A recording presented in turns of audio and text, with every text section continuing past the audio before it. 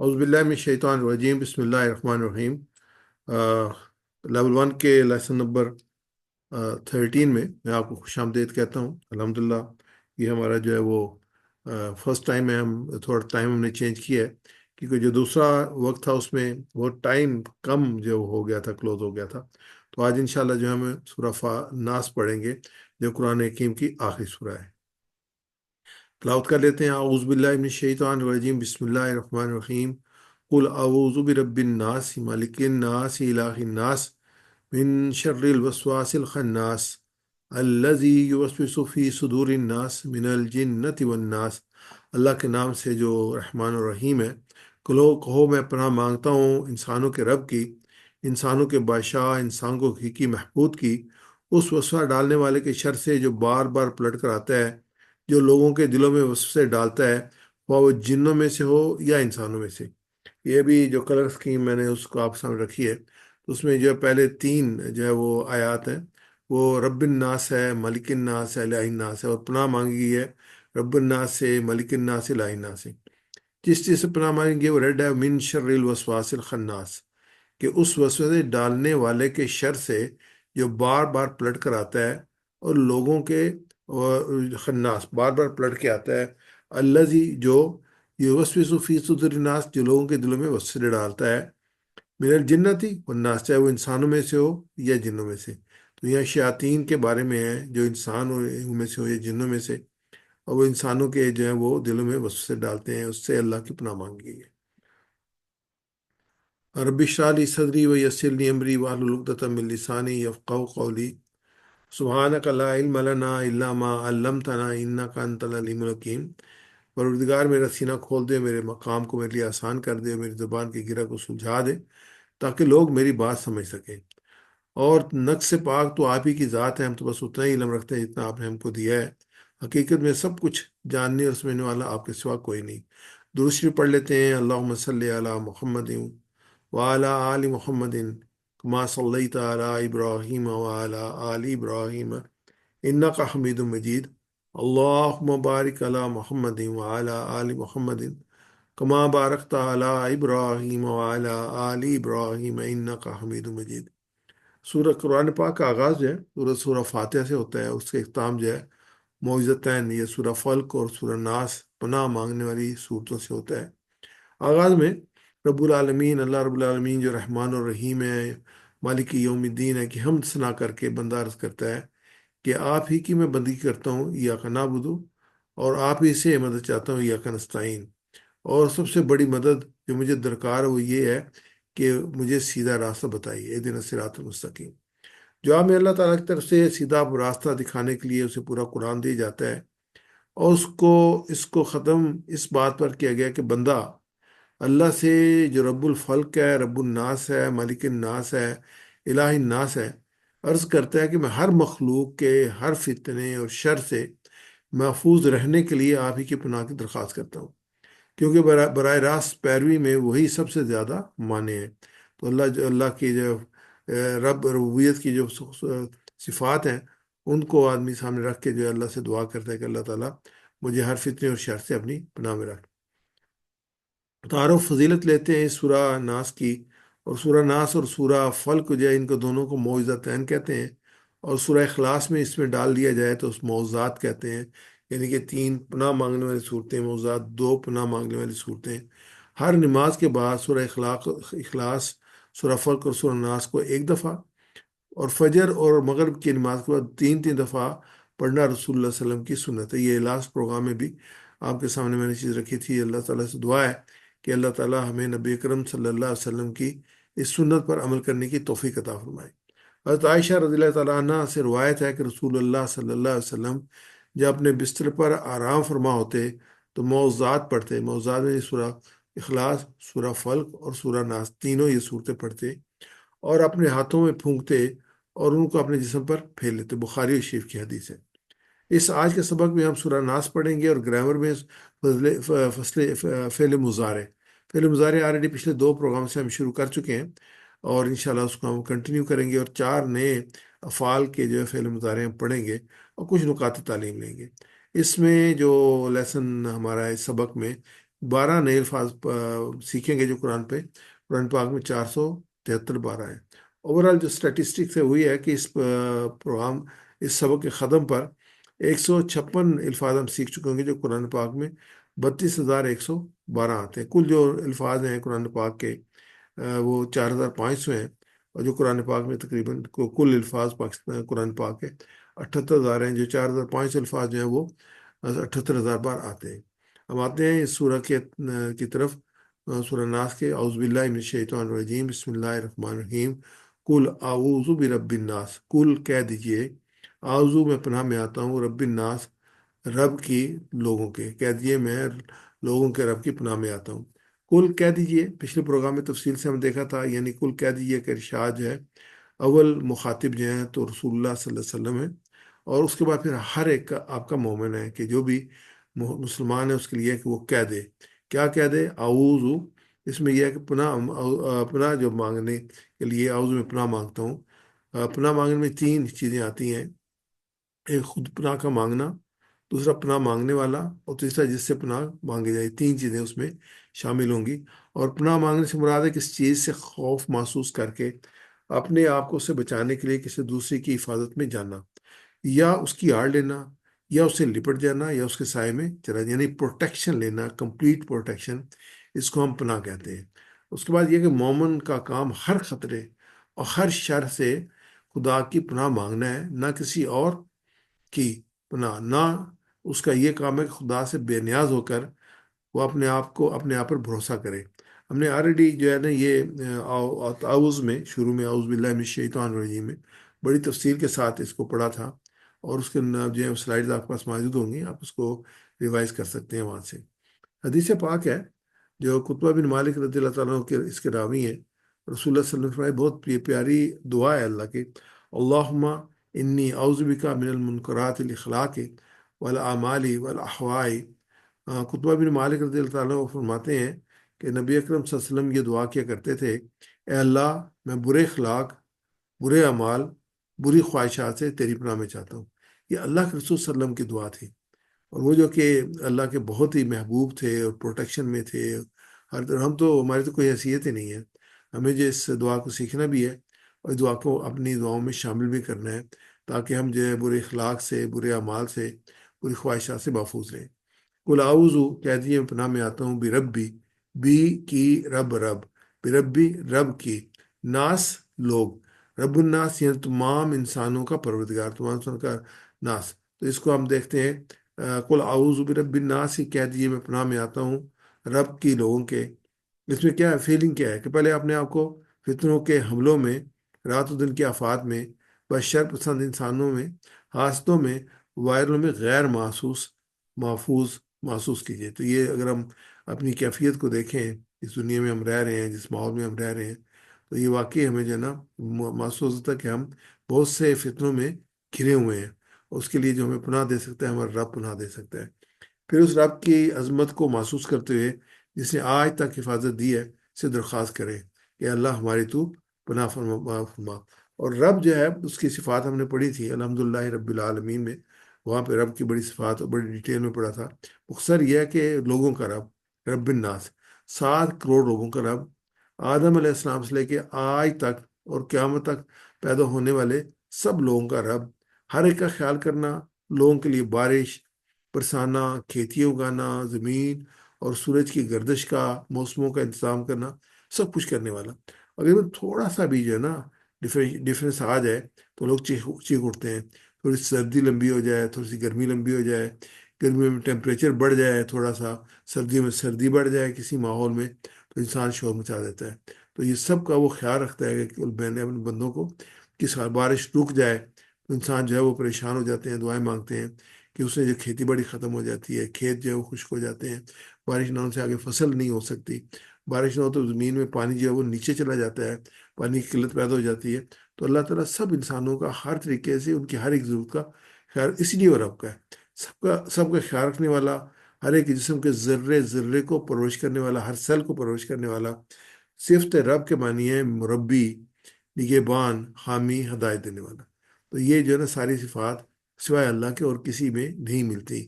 تو تو وہ پارشل بھی ملتی ہیں، تو وہ بھی لوکلی ملتی ہیں، لیکن یہ جس طریقے سے پوری کائنات کا اور کیا جو پہلے انسان سے لے کے آخری انسان تک، اس سے پہلے کا، اس سے بعد کا، جنت اور دوزخ کا، حساب کا، سب کا جو ہے وہ مالک جو ہمارا رب ہے. تو اس کے ہم کہتے ہیں کل اعوذ برب الناس، کہہ دیجیے میں پناہ میں آتا ہوں اب رب کی لوگوں کے. عاشق بھائی میرے سے ریپیٹ کیجیے گا. کل کہہ جی، دیجیے. کل کہہ دیجئے. اعوذ میں پناہ میں آتا ہوں اوضو میں پناہ میں آتا ہوں برب الناس، برب الناس، رب کی لوگوں کے. رب کی لوگوں کے. میں عربی میں پڑھوں گا، آپ میں سے آپ ترجمہ کیجیے گا. کل اعوذ کہہ دیجئے میں پناہ میں آتا ہوں رب الناس. رب کی لوگوں کے. جزاک اللہ خیر. آگے چلتے ہیں. مالک الناس، بادشاہ کی لوگوں کے. الہ الناس، لوگوں کے معبود کی. مالک بادشاہ، ملک فرشتہ، مالک مالک. مالک کی یعنی وہ رب جو تمام انسانوں کا مالک ہے. مالک اور ملک کی جمع جو ہے فرشتے ہے، اس کا نام جمع ہے ملائکہ. اور مالک کے مطلب ہے اس چیز کا مالک ہونا. تو یہ تین الفاظ جو ہیں بہت صرف اعراب کا فرق ہے، باقی ان کی لینگویج ایک ہے. میرے سے ریپیٹ کیجیے گا. مالک بادشاہ، ملک بادشاہ، ملک فرشتہ، ملک فرشتہ، مالک مالک. مالک مالک. اچھا اب دونوں میں فرق دیکھیں. ملک، ملک بادشاہ اور مالک فرشتہ. میم کا جو زبر ہے اس کو جب لمبا کرتے ہیں نا تو وہ مالک بن جاتا ہے، اور اس کو اگر شارٹ کرتے ہیں تو ملک کہتے ہیں تو وہ بادشاہ بن جاتا ہے. تو اعراب بہت امپارٹنٹ ہے. اب کسی لفظ کو جو ہے لمبا کریں گے تو اس کی میننگ تبدیل ہو جائیں گے. جیسے مالک اور ملک کے زمین دو معنوں میں فرق ہے. الناس انسان، لوگ، اسی سے انسان نکلا ہے آدمی. ملک الناس بادشاہ لوگوں کے. الہ محبود جس کی بات کی جائے، اس کی عالیہ اس کی جمع ہے. الہ الناس لوگوں کے بادشاہ کی. اس میں اسباق میں ملتے ہیں کہ سچا بادشاہ وہی ہے جو لوگوں پر کنٹرول رکھتا ہے، جس کی بات لوگ مانتے ہیں. اللہ کے اختیار میں تو سب کچھ ہے. اے اللہ مجھے تجھے سچا بادشاہ ماننے کی توفیق عطا فرما، یعنی اپنے قانون کو ماننے کی توفیق عطا فرما. اصل میں جو مالک ہوتا ہے، جو بادشاہ ہوتا ہے، وہ ہوتا ہے جس کا قانون مانا جائے. جس کا قانون نہیں مانا جائے گا نا تو وہ بادشاہ نہیں ہوگا. اللہ تعالیٰ نے ہمیں اپنی جو کتاب دی ہے تو اس میں اللہ تعالیٰ نے ہدایات دی ہیں، اور جو قانون سازی ہوتی ہے، جیسے مسلمان ہیں ہم، تو ہم کہتے ہیں کہ ہمارا کوئی قانون جو ہے وہ کنفلکٹ نہیں کرے گا اللہ کی کتاب اور نبی اکرم صلی اللہ علیہ وسلم کی سنت کے ساتھ. ہماری اسمبلی قانون بنا سکتی ہے، لیکن اس کے لیے جو حدود ہے وہ یہ ہے قرآن و سنت کی ہے، تو اسی کے مطابق بنائے گی. کیوں کہ ہم سب کا مالک، ہم سب کا رب جو ہے وہ اللہ ہے. ملک الناس الہ الناس. ملک الناس کی تلاوت کے ساتھ کوشش ہو کہ لوگ واقعی اللہ کو بادشاہ مانیں، یعنی اسی کے قانون کی اطاعت کریں. یہ ہماری کوشش ہونی چاہیے.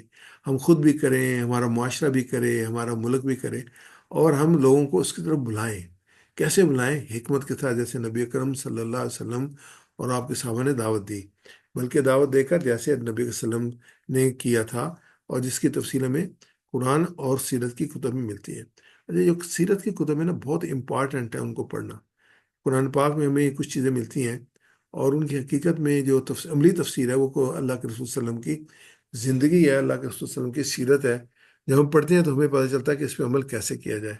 تو میں آپ لوگوں کو یہ اسٹرانگلی ریکمینڈ کروں گا، اگر آپ کے پاس آپ نے اچھی سی کوئی سیرت کی کتاب تفصیل کے ساتھ پڑھی ہے تو بڑی خوشی کی بات ہے، ورنہ آپ ضرور سیرت کی کتاب لیں اور اس کا مطالعہ کریں. الہ الناس یعنی حقیقی الہ اس ذات کو کہتے ہیں جو عبادت کے استحقاق رکھتا ہو، جو حقیقت میں معبود ہو. لوگ خواہ لوگ اس کی بات کر رہے ہوں یا نہ کر رہے ہوں. جیسے اللہ جو ہے کہ معبود ہے، کئی کچھ زمانہ گزرا جس میں اللہ کی عبادت نہیں ہوتی تھی.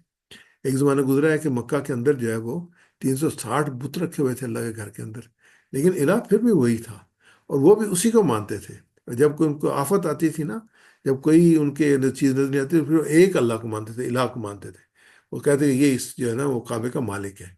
تو حضرت نبی اکرم صلی اللہ علیہ وسلم کے جو دادا تھے، جب عبد المطلب، جب ابرا نے لشکر لے کے چڑھائی کی تو وہ گئے اس کے پاس، تو اسے کہا کہ جو ہے وہ تم مجھے میرے اونٹ جو ہے وہ واپس کر دو. انہوں نے کہا تم اتنے بڑے سردار ہو، میرا خیال تم کعبے کی بات کرو. کہتے وہ کعبے کا مالک خود سنبھالے گا.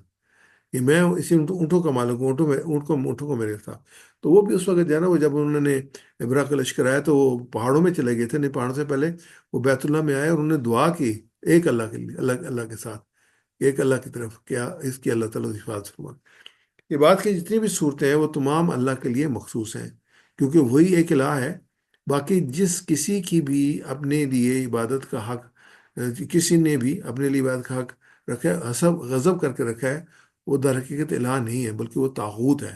اس کا انجام وہی ہوگا جو شیطان کا ہوگا، یعنی اس کے ساتھ جائے گا، جو اللہ کے علاوہ، جیسے ہمارے ملک میں بے شمار قبریں ہیں جن کو پوجا جاتا ہے۔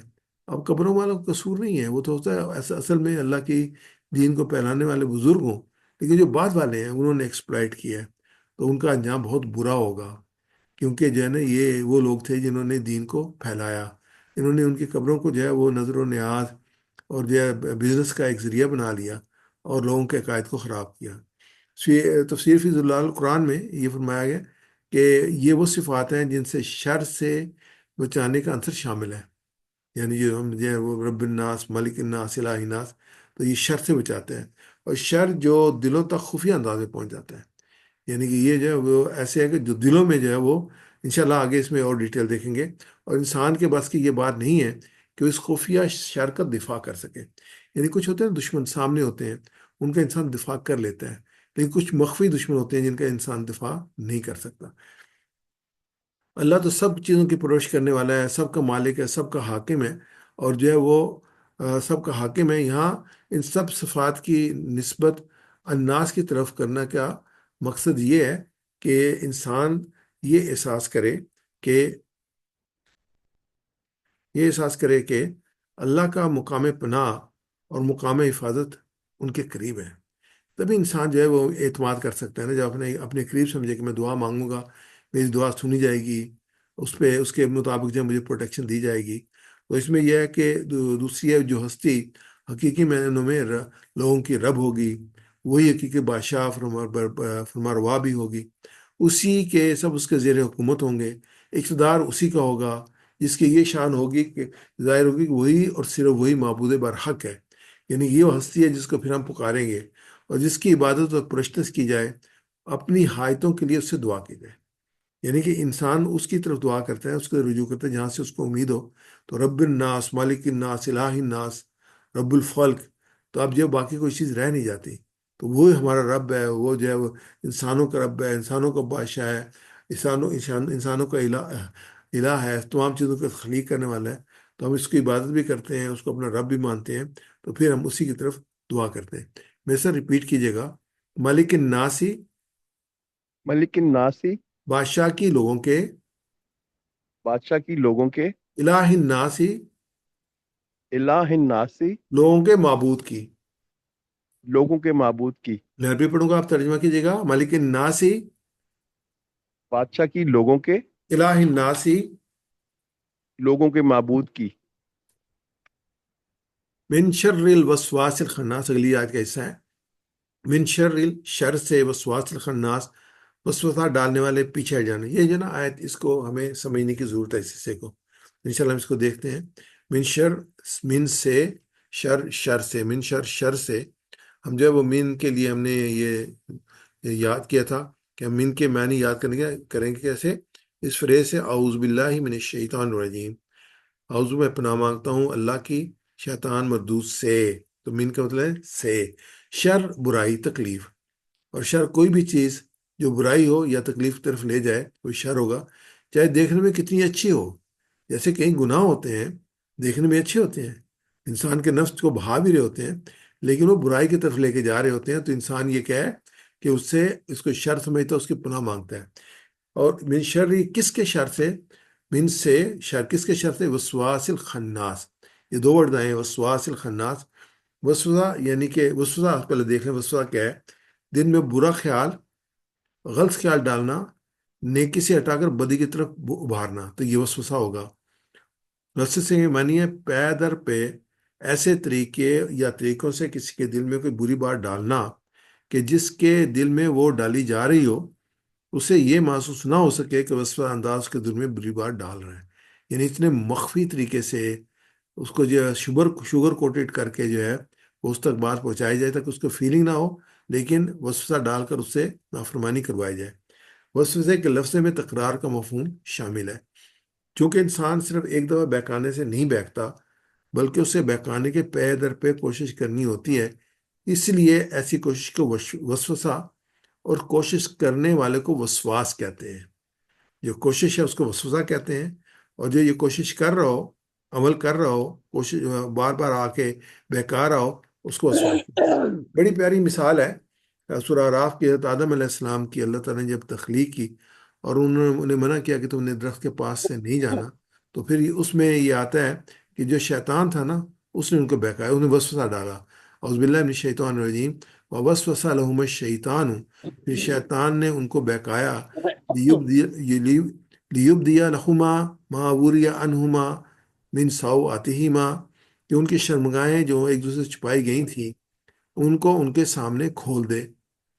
وقال، اس نے ان سے کہا، ماں نہاکما ربکما عن ہذہ الشجرۃ، تمہارے رب نے تمہیں جو اس درخت کے قریب سے روکا تھا، الا، اس وجہ سے، ان تکونا ملکین، کہ اس کے سوا کچھ نہیں کہ تم فرشتے نہ بن جاؤ، اور تکونا من الخالدین، یا تمہیں ہمیشہ کی زندگی حاصل نہ ہو جائے۔ یعنی یہ اس نے یہ جو ہے نا وہ ان کو، حضرت آدم حضرت حوا کو یہ بہکایا کہ یہ جو درخت کے ساتھ روکا تو ذریعے سے روکا تھا، لیکن اس کا مقصد کیا تھا، اس کا ٹارگٹ کیا تھا؟ اس کا ٹارگٹ تھا ان کی شرمگاہیں جو چھپائی گئی تھیں ان کے سامنے کھول دے، اللہ کی نافرمانی کروائے، اللہ کی پروٹیکشن ختم ہو جائے، اور وہ جو ایک حجاب ہے وہ ختم ہو جائے۔ آج کی شیطانوں کا بھی یہی کام ہے، وہ کیا چاہتے ہیں کہ انسانوں کی شرمگاہوں کو ایک دوسرے کے سامنے کھولتے ہیں۔ حیا کو ختم کر دیں انسانی زندگی میں۔ حیا میں بہت ساری چیزیں آتی ہیں۔ حیا میں جو ہے وہ دوسرے کے ساتھ آرام سے بات کرنا، دوسرے کی عزت کرنا، دوسرے کی عزت کا خیال کرنا، یہ ساری حیا میں آتی ہیں۔ تو حیا ختم کرنا چاہتے ہیں شیطان۔ تو ان کو جو ہے درخت سے روکا تھا، تو اس کو اس نے توجیہ کر رہا تھا کہ وہ جو ہے نا وہ لاجک دے رہا تھا کہ تم فرشتے نہ بن جاؤ، تمہیں ہمیشہ کی زندگی نہ ہو جائے۔ پھر اگلی جو آیت میں آتا ہے، وَقَاسَمَهُمَا إِنِّي لَكُمَا لَمِنَ النَّاصِحِينَ، اس نے قسم کھا کر کہا کہ انی لَكُمَا لَمِنَ النَّاصِحِينَ، میں تمہیں نصیحت کرنے والا ہوں۔ اب قسم اس نے کس کی کھائی ہوگی؟ جو حضرت آدم علیہ السلام اور اس کے دوران معتبر ہے، اللہ کی قسم کھائی ہوگی۔ اللہ کی قسم کھا کے میں تو بہت ہی تمہارا جو ہے وہ چاہنے والا ہوں، اچھائی چاہنے والا، ناصحین میں سے ہوں۔ تو یہ آج کی بھی دنیا میں جو لوگوں کو بہکایا جاتا ہے نا، تو یہی کہا جاتا ہے، ہم تو آپ کے بڑے ہمدرد ہیں، ہم تو آپ کے لیے بڑی اچھی زندگی کی تمنا کرتے ہیں، ہم تو آپ کی بھلائی چاہتے ہیں، لیکن ہو کیا رہا ہوتا ہے؟ اپنے مقاصد کار کرنے کے لیے انسان کو بے راہ رو کیا جا رہا ہوتا ہے۔ الخناس، پیچھے ہٹ جانا، یہ وسوسہ ہوا، یعنی وسوسہ ڈالنے والے کو وسواس کہتے ہیں۔ خناس، پیچھے ہٹ جانے والے کو، یعنی ظاہر ہونے کے بعد چھپنے والا، پیچھے ہٹ جانے والا خناس ہوگا۔ شیطان ہمیشہ ان دو حالتوں میں سے ایک حالت میں رہتا ہے، وسواس جب اللہ کو آپ بھول جائیں، خناس جب اللہ آپ کو یاد رکھے۔ جب اللہ کو آپ بھول جاتے ہیں، یہ وسوسہ ڈالنا شروع کر دیتا ہے۔ جب اللہ آپ کو یاد آتا ہے تو یہ پیچھے ہٹ جاتا ہے۔ جب اللہ کا ذکر کرتے ہیں، تبھی تو کہا ہے کہ اپنے ذکر میں اپنے آپ کو آپ مشغول رکھیں تاکہ شیطان کو وسوسہ ڈالنے کا موقع ہی نہ ملے۔ تو تفسیر فی ظلال القرآن میں اس کی تشریح ہے، اخناس، اس لفظ کا مفہوم یہ ہے کہ وہ خفیہ طور پر چھپ کر بیٹھتا ہے، اور جو ہی کوئی موقع ملتا ہے خفیہ انداز میں گھس کر وسوسہ اندازی کرتا ہے، یعنی کہ لوکنگ فار دا اپرچونٹی، کب موقع ملے اور میں اس کو بہکاؤں۔ لیکن یہ لفظ دوسری طرف یہ تاثیر رکھتا ہے کہ یہ انتہائی بودے کردار کا مالک ہے۔ اگر دیکھے کہ شخص چکنا اور بیدار ہے تو چھپ جاتا ہے، ہائڈ کر لیتا ہے، اور پھر انتظار کرنے لگتا ہے کہ کب یہ غافل ہو تو میں اس کو جو کروں۔ یہ بڑی اچھی ایک یہ اپنی سلائیڈ ہے، اس میں جو برائی ہے نا، یا اچھائی بھی کہیں، برائی کہیں گے نیگیٹو میننگ میں، وہ وسوسہ ہے، وہاں سے شروع ہوتا ہے۔ بار بار وسوسہ ڈالنے سے کیا ہوتا ہے؟ انسان کی نیت بن جاتی ہے، انسان ارادہ کر لیتا ہے کہ ہاں یہ کرنا ہے، اور پھر جب وسوسہ کنٹینیو ہوتا ہے تو نیت جو ہے وہ عمل میں تبدیل ہو جاتی ہے۔ تو جب پہلا قدم ہے نا وسوسہ ہی ہے، اگر اسی میں آپ جو ہے وہ اعوذ باللہ من الشیطان الرجیم پڑھیں، قل اعوذ بالناس اور قل اعوذ بالفلق کی صورتوں کو پڑھیں اور ریئلائز کریں کہ شیطان آپ کو وسوسہ ڈال رہا ہے، تو آپ اس سے بچ جاتے ہیں۔ ورنہ نیت پھر عمل میں تبدیل ہو جاتی ہے، اور بار بار کرنے سے عادت بن جاتی ہے، عادت پھر انجام کی طرف لے جاتی ہے، یعنی پھر ایسا شخص جو ہے وہ خود شیطان کا ایجنٹ بن جاتا ہے، وہ خود برائی کو پھیلانے والا بن جاتا ہے۔ لیکن ابتدا کیا ہوئی تھی؟ وسوسے سے. اگر اس کو وہیں پہ سنب کر دیا جائے لے، تو اس کے بعد جو ہے نا یہ آگے کے امکانات کم ہو جاتے ہیں. یہ جیسے ہمارے سامنے ایک پتلی سی لائن ہے، پھر اس سے بڑی لائن ہے، پھر اس سے بڑی لائن ہے. تو یہ ایک ترتیب ہے جس طریقے سے وسوسہ شیطان کام کرتا ہے اور انسان کو جو ہے عمل کی طرف لے کے جاتا ہے. تو اس میں اسباق یہ ہیں کہ شیطان کے حملوں کا احساس کیجئے اور دل سے پناہ مانگیے. اللہ کے ذکر کو کی اہمیت کو محسوس کیجئے. اس سے شیطان خناس ہو جاتا ہے، بھاگ جاتا ہے، پیچھے ہٹ جاتا ہے. اور تدبیر قرآن میں ہے کہ انسان جو شیطان کی ٹیکنیک ہے وہ ہے کہ یہ شیطان کی بدعت ہے کہ اس کا سارا اعتماد وسوسہ اندازی اور پراپیگنڈے اور پرفریب دعووں پہ ہے. یہ تفصیل لکھی گئی تھی کہ 20 25 30 سال پہلے. لیکن اگر آج ہم آیت کی اس تشریح کو پڑھ رہے ہیں تو اس میں جو ہے نا ایگزیکٹلی لگتا ہے کہ یہ آج کے بارے میں لکھی گئی تھی، کہ جس طرح سے پراپیگنڈا کیا جاتا ہے، پرفریب دعوے دیے جاتے ہیں ہمارے پولیٹیکل سسٹم میں. جو لوگ ہیں وہ جس طریقے سے بہکاتے ہیں لوگوں کو، اور پھر جو ہے وہ بعد میں جو ہے وہ غائب ہو جاتے ہیں. بعد میں کوئی کسی کو وعدے یاد نہیں رہتے، اور ان کے پہلے وعدے کیے جاتے ہیں کہ بجلی کے بل کم ہو جائیں گے، 200 میٹر 200 یونٹ پہ جو ہے وہ فری ہوگی، 300 یونٹ فری ہوگی. اور جب اقتدار میں آ جاتے ہیں کون سے 200 یونٹ اور کون سے 300 یونٹ، اور 200 300 یونٹ والے 14 14 ہزار اور 15 15 ہزار روپیہ جو ہے بل پے کر رہے ہوتے ہیں. اللہ تعالیٰ ان کے وسوسہ بھی ہمیں اپنی پناہ میں رکھے. انہی چیزوں سے وہ لوگوں کو اپنے دامے فرے میں پھنساتا ہے. پھر جب پھنسا لیتا ہے تو اپنے آپ کو بری قرار دے کر ان بے وقوفوں کی بد انجامی کا تماشا دیکھتا ہے جو اس کے دام میں پھنس کر اپنی دنیا اور عاقبت دونوں کو برباد کر لیتے ہیں. ایسا رپیٹ کیجیے گا: من شر الوسواس، من شر الوسواس، شر سے وسوسہ ڈالنے والے کے، شر سے وسوسہ ڈالنے والے کے، الوسواس الخناس، الوسواس الخناس، وسوسہ ڈالنے والے کے پیچھے ہٹ جانے والے کے. وسوسہ ڈالنے والے کے، پیچھے ہٹ جانے والے ایسا کے. رپیٹ کیجیے گا: من شر الوسواس الخناس، من شر الوسواس الخناس، شر سے وسوسہ ڈالنے والے پیچھے ہٹ جانے والے کے. شر سے وسوسہ ڈالنے والے کے، پیچھے ہٹ جانے والے کے. جزاک اللہ خیر. اگلی آیت کا لیتے ہیں: الذی یوسوس فی صدور الناس. اب یہ تو ہے، پہلے تو ہے وسوسہ ڈالنے والا اور پیچھے ہٹ جانے والا. اب اس کا طریقہ کار آیا ہمارے سامنے کہ کہاں ڈالتا ہے وسوسہ. الذی جو وسواس، والذی جو ہے وہ واحد ہے، الذین اس کی جمع ہے. یوسوسو وہ وسوسہ ڈالتا ہے، یوسوسو وسوسہ ڈالنے والا، اور وسواس وسوسہ ڈالنے والا. یوسوسو یہ جو ہے وہ اس کا وہ اس اپنا فعل ہوگا، وسوسہ ڈالتا ہے. الذی یوسوسو جو وسوسہ ڈالتا ہے، کہاں ڈالتا ہے؟ صدور الناس، صدور جمع ہے، اور صدر جو ہے اس کی جو ہے وہ واحد ہے، سینوں میں، دلوں میں. فی صدوری دلوں میں، الناس لوگوں کے. الناس اور ناس جو قرآن پاک میں 300 بار آیا ہے. جیسے ہم نے شروع میں دیکھا تھا نا کہ قرآن پاک کے جو کل صفحات ہیں وہ 600 ہیں. تو اگر ایک لفظ جو ہے وہ 300 بار آ رہا ہے، اس کا مطلب کہ ہر 2 صفحے میں ایک بار جو ہے یہ لفظ آ رہا ہے، یعنی بہت بار بار یہ ریپیٹ ہوا ہے. تو ہم جو ہے اس جو یہ ہمارے سامنے سائیکل سرکل بنا ہوا ہے، تو یہ بڑا امپارٹنٹ ہے کہ جو ہم کتاب اللہ کی پڑھتے ہیں، کوئی آیت پڑھتے ہیں، تو اس میں ہمارے جو مقصد ہوتا ہے وہ یہ ہے کہ ہم اس کو سمجھیں اور اس پہ عمل کریں. ہم نے کوئی ایگزام نہیں دینا کہ ہم ایگزام میں ایک آیت آئے گی اس کا ترجمہ لکھنا ہے اور اس میں نمبر لینے ہیں. نہیں ہے، ہمارا یہ مقصد نہیں ہے. ہمارا مقصد یہ ہے کہ اس کو سمجھنا ہے اور اس پہ عمل کرنا ہے، اپنی زندگی میں اس کو لانا ہے. زندگی میں کیسے لاتے ہیں؟ پہلے تو مطالعہ اور مطالعہ کرتے ہیں، پھر تصور احساس یعنی اللہ تعالیٰ کی ہستی کا تصور احساس، پھر اس کے ساتھ دعا کرتے ہیں ریلیونٹ ٹو دیٹ جو ہم پڑھ رہے ہیں، اور پھر احساب کرتے ہیں کہ اب تک ہم نے اس پہ عمل کیوں نہیں کیا، اور پھر ایک پلان بناتے ہیں کہ ہم اس پر کس طریقے سے عمل کر سکتے ہیں، اور پھر دوسروں کو بتاتے ہیں. تو اللہ دی یوسوس فی صدور الناس، اس میں جو اسباق ملتے ہیں وہ یہ ہیں کہ شیطان کوشش کرتا ہے کہ سینے میں وسوسہ ڈالے. اگر دل اللہ کے ذکر سے زندہ اور مضبوط ہو تو شیطان پیچھے ہٹ جاتا ہے، ورنہ انسان اس کے حملے کی زد میں آ کر گناہ کرتا ہے، اس کا دل سیاہ ہونے لگتا ہے. اس میں جو سے وسوسہ اندازی ایسی نہیں ہوتی جس کی ظاہری شکل و صورت دیکھ کر اس پر بدگمانی کی جا سکے. ان کا ارادہ ان کی اسکیم نہایت گہری ہوتی ہے. اب یہ اگر اس کو دیکھیں، مثلا اپنی انسانی زندگی میں دیکھیں، جو لوگ جو ہے وہ دھوکہ دیتے ہیں، تو وہ جب دھوکہ دے رہے ہوتے ہیں تو یہ محسوس نہیں ہوتا یہ دھوکہ دے رہے ہیں، محسوس ہوتا ہے کہ یہ خیر خواہ ہیں، یہ جو بات کر رہے ہیں ہماری بھلائی کی یا میری بھلائی کی بات کر رہے ہیں. لیکن اس میں ہڈن کیا ہوتا ہے؟ شر ہڈن ہوتا ہے. معلوم ہوا کہ شیطانی وسوسوں میں ہمیشہ کوئی نہ کوئی ظاہری پہلو خوش نمائی کا ہوتا ہے. اگر فوری لذات اور ظاہری آب و تاب ان میں نہ ہو تو کون ادھر کا رخ کرے؟ تو پھر کیسے انسان بیک قائم ہے؟ تو اللہ تعالیٰ سے نے کہا کہ جو قرآن ہے وہ کیا ہے؟ شفاء لما فی الصدور، کہ دلوں میں جو کچھ ہے اس کی جو ہے اللہ تعالیٰ نے شفا رکھی ہے قرآن پاک میں. یعنی قرآن کے پاس ساتھ ہمارا جتنا تعلق مضبوط ہوگا اتنی جو ہے وہ فی صدور الناس سے ہم بچ جائیں گے انشاءاللہ. ویسا ریپیٹ کیجیے گا، اللہ جی زی اللہ زی جو جو یوسوسو یوسوسو وسوسہ ڈالتا ہے وسوسہ ڈالتا ہے فی صدور الناس فی صدور الناس دلوں میں لوگوں کے.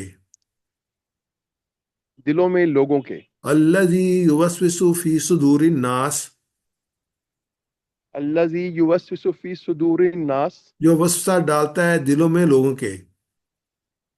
جو وسوسہ ڈالتا ہے دلوں میں لوگوں کے. آخری آیت پہ آتے ہیں، من الجنت والناس، من سے جنتی جنوں میں سے، والناس اور انسانوں میں سے. اب یہ کون وسوسہ ڈالتا ہے اس کے بارے میں کہاں جو ڈالتا ہے وہ والناس اور خناس، وسواس الخناس ہے. کہاں ڈالتا ہے؟ فی صدور الناس. کون ڈالتا ہے؟ جنوں اور انسانوں میں سے. یعنی یہ صرف جنوں میں سے نہیں ہے، انسانوں میں سے بھی ہے. اس میں یہ سورہ فصیلت حامیم سجدہ بھی اس کو کہتے ہیں. اس کی آیت مبارکہ جو میں آپ کے سامنے پیش کرنا چاہوں گا. وَقَضَيْنَا لَهُمْ قُرَنَاءَ فَزَيَّنَ لَهُم مَّا بَيْنَ أَيْدِيهِمْ وَمَا خَلْفَهُمْ حَقًّا عَلَيْهِمُ الْقَوْلُ فِي أُمَمٍ قَدْ خَلَتْ مِن قَبْلِهِم مِّنَ الْجِنِّ وَالنَّاسِ إِنَّهُمْ كَانُوا خَاسِرِينَ. ہم ان پر ایسے ساتھی من مسلط کر الجن دیتے ہیں. آپ نے جی تلاوت میں من جی، الجن من الجن والناس انہم کانوا خاسرین. والانس من الجن میں والانس. دوبارہ میں دوبارہ اس کو ریڈ کر لیتا ہوں. وَقَضَيْنَا لَهُمْ قَرَنَاءَ فَزَيَّنَ لَهُم مَّا بَيْنَ أَيْدِيهِمْ وَمَا خَلْفَهُمْ وَحَقَّ عَلَيْهِمُ الْقَوْلُ فِي أُمَمٍ قَدْ خَلَتْ مِن قَبْلِهِم من الجن والانس انہم کانوا خاسرین. ہم نے ان پر ایسے ساتھی مسلط کر دیے تھے جو انہیں آگے اور پیچھے ہر چیز خوشنما بنا کر دکھاتے تھے. آخر کار ان پر وہی فیصلہ عذاب چسپاں ہو کر رہا جو ان سے پہلے گزرے ہوئے جنوں اور انسوں کے گروہوں پر چسپاں ہو چکا تھا. یقین وہ خسارے میں رہ جانے والے تھے. یہ لفظ ہے کرین آیا ہے، کرین. کرین یعنی ساتھی. تو یہ جو کرین ہوتا ہے نا، یہ جنوں میں سے ہوتا ہے اور یہ انسان کا ساتھی بن جاتا ہے. اس کی جو آگے تشریح کی ہے تو فیم القرآن سے مودودی رحمۃ اللہ نے اس کو ہم دیکھتے ہیں. میں کہ یہ اللہ تعالیٰ کی مستقل اور دائمی سنت ہے کہ وہ بری نیت اور بری خواہش رکھنے والے انسانوں کو کبھی اچھے ساتھی نہیں دلواتا، بلکہ انہیں ان کے اپنے رجحانات کے مطابق برے ساتھی ہی دلواتا ہے. پھر جتنے جتنے وہ بدی کی پستیوں میں گہرے اترتے جاتے ہیں اتنے ہی بدتر سے بدتر آدمی ان کی ان شیاطینوں اور ان کے ہم نشینوں اور مشیروں اور رفیق کار بنتے چلے جاتے ہیں. یہ بڑی امپورٹنٹ ہے. یہ جو آیت ان کی نے تشریح کی ہے بہت امپورٹنٹ ہے. بعض لوگوں کا یہ کہنا کہ فلاں صاحب بذات خود تو بہت اچھے ہیں لیکن مجھے ساتھی برے مل گئے. حقیقت اس کے بالکل برخلاف ہے. اگر ہم اچھے ہیں تو ہمیں اچھے ساتھی ملیں گے. اگر ہم اچھے چاہتے ہیں ہمیں اچھے ساتھی ملیں تو ہم خود اچھے بنیں. تو یہ جو ہے یہ ہمارے سامنے جو آیت آئی سورہ ہم سجدہ کی اور تفہیم القرآن میں جو انہوں نے تشریح کی ہے مجھے بہت اچھی لگی ہے. یہ من الجنت والناس، جنوں میں سے اور انسانوں میں سے ہر ایک کے ساتھ ایک جن ہے. جو کریم میں نے کہا ہے نا اس میں یہ کہ ہر ایک کے ساتھ ایک جن ہے. تو اللہ کے رسول سے پوچھا گیا کہ آپ کے ساتھ بھی ہے؟ انہوں نے کہا ہاں میرے ساتھ بھی ہے لیکن میں نے اس کو اپنے قابو میں کر لیا ہے. وہ ایک بدترین بدماش دشمن کی طرح مسلسل حملے کرنے کی کوشش میں ہے. ہمیں اس کا احساس کرنا چاہیے کہ ہم اکیلے نہیں ہیں، ہمارے ساتھ ہمارا کریم بھی ہے. اور جو ہے وہ ایک اور قرآن پاک کی سورہ میں ہے کہ آخرت میں جو ہے نا کریم بھی ساتھ جائے گا اس کے جہنم میں. اور جب جو نام اعمال ہوگا نا اس میں بھی کریم ساتھ ہوگا. انسانوں میں وسوسہ ڈالنے والے کون ہیں؟ ہر وہ دوست گروپ جو اسلام کے بارے میں شک پیدا کرتے ہیں یا گناہوں پر اکساتے ہیں وہ شیطان ہے، چاہے جنوں میں سے ہوں. اب صرف جنوں میں سے نہیں ہے، انسانوں میں سے بھی ہیں. ہمارا نظام تعلیم جو غیروں کی طرف پر کام کر رہا ہے ہمارے بچوں کو دہریے بنا رہا ہے، جس میں سائنس خدا ہے اور خدا کا کوئی رول نہیں ہے، یہ بھی جو ہے اپنے شیطانوں میں سے ہے۔ یہ آیت مبارکہ سورہ حشر کی، مثل الشیطان اذ قال للانسان اکفر ولما کفر قال انی بریء منک انی اخاف اللہ رب العالمین۔ ان کی مثال شیطان کی ہے، جب کہ وہ انسان سے کہتا ہے کفر کر، جب وہ کفر کر بیٹھتا ہے تو وہ کہتا ہے کہ میں تجھ سے بری ہوں، میں عالم کے خداوند اللہ سے ڈرتا ہوں۔ یعنی کہ پہلے تو انسان کو بہکاتا ہے، اور جب وہ شرک کر لیتا ہے، کفر کر لیتا ہے، تو پھر کہتا ہے میرا تو کوئی تعلق نہیں ہے، میں تو جو ہے وہ بری ہوں اس سے، میں تو اللہ سے ڈرتا ہوں۔ اور آخرت میں بھی یہی ہوگا، کہتے ہیں کہ میں نے تو دعوت دی تھی، میں نے تو کچھ بھی نہیں کہا تھا، یہ خود ہی آگے بڑھے تھے، ان کے اندر ہی برائی تھی تب یہ آگے بڑھے تھے، تو یہ کہہ کے وہ ایک سائڈ پہ ہو جائے گا۔ اللہ تعالیٰ ہمیں سمجھنے کی توفیق عطا فرمائے۔ معاشیات کے ماہر جو کہیں کہ اس دور میں سود کے بغیر کام نہیں ہو سکتا، اور پھر ان کے پیچھے سودی شیئر مارکیٹ سے سودی بینکس، یعنی کہ اللہ کے رسول نے تو ایک دن میں سود ختم کیا تھا۔ جب حجت اللہ کے موقع پہ تقریر کی تھی تو انہوں نے کہا کہ جو میرے خاندان کے حضرت عباس کے ابن کے جو ہیں وہ سودے میں سب معاف کرتا ہوں، میرے پاؤں کے نیچے ہیں، تو اب آج پر کوئی سودی کاروبار نہیں ہوگا۔ اور قرآن پاک میں بات، لیکن ہم دیکھیں ہم تو ابھی تک سود پہ چل رہے ہیں، یعنی پاکستان بنے ہوئے 70 سال ہونے والے، 70 75 سال ہو گئے ہیں، لیکن ہم اس کو ختم نہیں کر سکے کہ دنیا میں اس نظام کے ساتھ چل رہے ہیں، اور ہم اس کی بغاوت نہیں کر سکتے۔ ہم اللہ کے نظام کے ساتھ نہیں چل رہے، ہم دنیا کے نظام، اسی لیے ہم جو ہے وہ سود کے قرضوں میں جکڑے ہوئے ہیں۔ ہمارا جو اپنا بجٹ ہے، اس کا بڑا حصہ جو ہے سود دینے میں چلا جاتا ہے، اور جنہوں نے سود کے پیسے لیے تھے وہ عیاشی کر کے چلے گئے۔ میڈیا میں موجود اسلام پر حملہ کرنے والے، انٹرٹینمنٹ انڈسٹریز میں پکوان، فیشن، صحت، تعلیم، تفریح کے نام پر بے شرمی پھیلائی جا رہی ہے، یہ ساری ہمارے سامنے چیزیں ہیں، بس یہ کہ کوئی چیز ہم سے چھپی ہوئی نہیں ہے۔ ایک حدیث ہے نبی اکرم صلی اللہ علیہ وسلم کی، عقبہ بن عامر رضی اللہ تعالیٰ سے روایت کرتے ہیں کہ رسول اللہ صلی اللہ علیہ وسلم نے ایک روز مجھ سے فرمایا، تمہیں کچھ پتہ ہے کہ آج رات مجھ پر کیسی آیات نازل ہوئی ہیں، بے مثل ہیں۔ آپ نے اس میں پھر قل اعوذ بالفلق اور قل اعوذ بالناس کے بارے میں ان کو بتایا۔ ویسا ریپیٹ کیجیے گا، من الجنتی، من الجنتی، جنوں میں سے، جنوں میں سے، والناسی، والناسی، اور انسانوں میں سے، اور انسانوں میں سے، من الجنتی والناس، من الجنتی والناس، جنوں میں سے اور انسانوں میں سے۔ جنوں میں سے اور انسانوں میں سے۔ یہ چند ایک سلائیڈز ہیں، اس میں ایک پورا جو ہے وہ سمرائز کیا ہے کہ الناس قرآن کے آخر میں ہے۔ چاہے آپ کتنا ہی علم ہو، قرآن بھی ختم ہو جائے، آپ کو شیطان سے لڑنا ہے اپنی موت تک۔ آپ شیطان کو مار نہیں سکتے، آپ اس کو ختم نہیں کر سکتے، آپ اس کو دیکھ نہیں سکتے، نہ اس کو سمجھا نہیں سکتے۔ صرف ایک ہی علاج ہے کہ آپ اللہ کی پناہ حاصل کریں اس کے ذکر کے ذریعے سے۔ اللہ و ذکر اللہ تطمئن القلوب، اطمینان بھی ہوتا ہے اور اللہ کی پناہ مل جاتی ہے۔ دوسری جو چیز ہم دیکھتے ہیں، ہم نے 2 صورتیں پڑھی ہیں، سورہ فلق اور سورہ ناس۔ سورہ فلق میں جو ہے وہ 3 شرور کا ذکر ہے، غاسق اذا وقب، نفاسات فی العقد، حاسد اذا حسد۔ اور صفت کیا ہے، جس سے ایک صفت سے ہم نے کیا ہے، رب الفلق ہے، رب الفلق، تو اس سے جو ہے 3 شرور سے پناہ مانگی۔ آ جاتے ہیں سورہ ناس کی طرف۔ سورہ ناس میں ہم کس کس سے پناہ مانگتے ہیں، کس طریقے سے؟ اعوذ برب الناسی، مالک الناسی، الہ الناس، تین صفات ہیں جس سے ہم پناہ مانگتے ہیں۔ شر کیا ہے؟ صرف ایک، من شر الوسواس الخناس، صرف ایک کے شر سے۔ اندازہ کریں یہ کتنا خطرناک اور کتنا جو ہے وہ اپنا خوفناک قسم کا اشارہ کہ اللہ تعالیٰ نے اپنی 3 صفات ہمیں دی ہیں، رب الناس ہونے کی، مالک الناس ہونے کی، الہ الناس سے، ایک شر سے۔ ان دونوں کو کمپیریزن کریں تو یہ چیز ہمارے سامنے آتی ہے۔ سورہ ناس کو زندگی میں لائے رسول اللہ صلی اللہ علیہ وسلم کے سنت کے ذریعے سے، یعنی ہر نماز کے بعد اور سونے کے بعد، اور فجر اور مغرب کے بعد 3 مرتبہ، 3 3 مرتبہ، باقی نمازوں میں 1 مرتبہ۔ کیسے ہم لائیں؟ اب یہ کوشچن ہے، دعا کرتے ہیں کیا میں سورہ ناس اعوذ باللہ اکثر پڑھتا ہوں؟ پڑھنی چاہیے۔